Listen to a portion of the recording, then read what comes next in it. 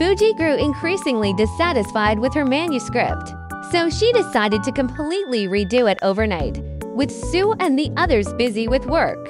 Kawako asked if Fuji had any other friends who could help.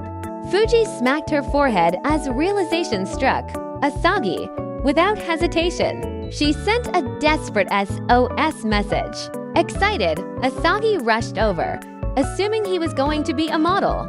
But upon arrival, he found Fuji so busy that she hadn't even had time to take off her wig after work. She had jumped straight into drawings. Only then did Asagi realize he wasn't here to pose, but to assist with shading and screen toning. Still, he didn't mind at all. Instead, he was thrilled. "This is great. I've always wanted to try this." Fuji, too occupied to explain further, handed him the tools and got back to work. Meanwhile, Sue called to check on their progress. Kawaku, glancing at Asagi's eager expression, hesitated before turning to Fuji. "You're letting Asagi help, but aren't you drawing in our 18 doujin?" Fuji froze.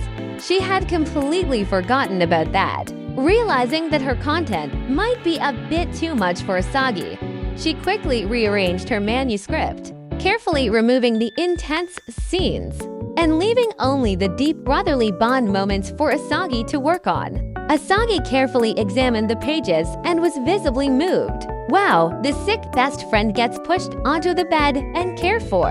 What a touching story of friendship. Fuji, Asagi frowned in confusion. "Wait, aren't you supposed to be a battle manga artist? Where's the action scene?" Fuji avoided eye contact, all very engaging in close combat. Asagi nodded in understanding. So it's a hand-to-hand fight." Fuji sighed in relief as Asagi accepted this explanation without further questions. The two worked tirelessly until morning, when Asagi learned that Fuji hadn't slept for 3 days. He immediately pushed her onto the bed. "Go to sleep already. I'll keep watching." Fuji blinked. This scene was exactly like the one she had just drawn. She silently prayed that Asagi wouldn't say anything weird. Fortunately, he was just genuinely looking after her.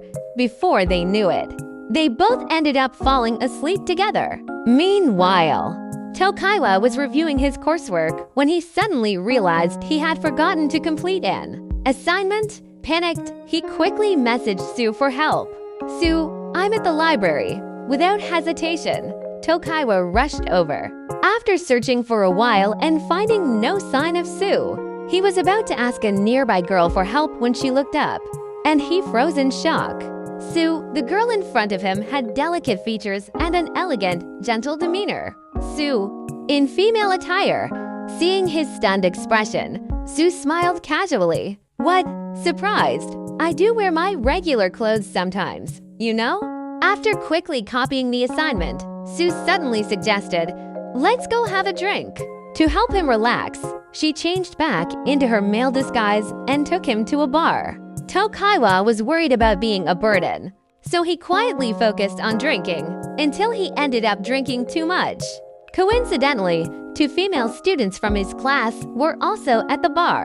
That's the legendary mysterious prince, and he's drinking with Tokaiwa. They were beyond envious. What kind of insane luck does Tokaiwa have? Meanwhile, Tokaiwa, too nervous to think straight, kept downing drink after drink until he finally collapsed onto the table, completely out cold. Sue sighed. This scene feels just like a fairy tale. Who knows, maybe a true love's kiss will wake him up. The 2 female students held their breaths, eyes locked onto Sue. And then, Sue leaned down and pressed a soft kiss onto Tokaiwa's forehead. Tokaiwa remained fast asleep. The 2 girls.